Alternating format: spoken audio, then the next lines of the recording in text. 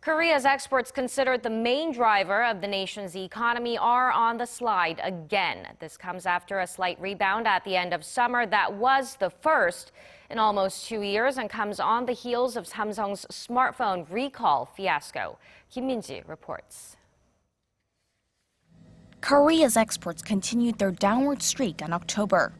The Trade Ministry says outbound shipments dipped 3.2% on year to $41.9 billion. Exports had dipped for 19 straight months, turning around for the first time in August and then falling again in September. Imports also continued negative growth, falling 5.4% to $34.8 billion.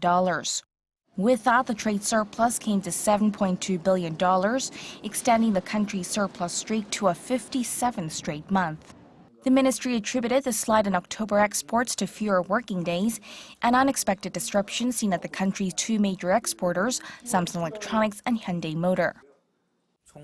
These factors resulted in losses of over $2.1 billion, pulling down the overall growth rate in exports by 4.9 percentage points.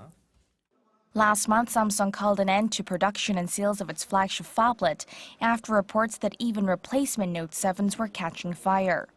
Over at Hyundai Motor, strikes over the adoption of performance-based pay dragged down production by 140,000 cars this year.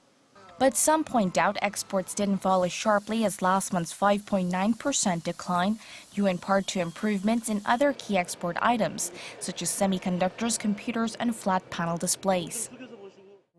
The negative factors have been concentrated in Korea's key sectors.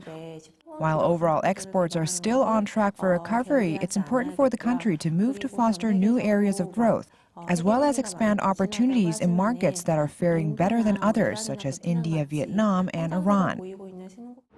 For the remainder of the year, although the decline in exports is expected to slow, it will still likely be a tough road ahead due to weak growth in the global economy, as well as a possible rate hike in the U.S., which could offset the recovery momentum. Kim Min-ji, Arirang News.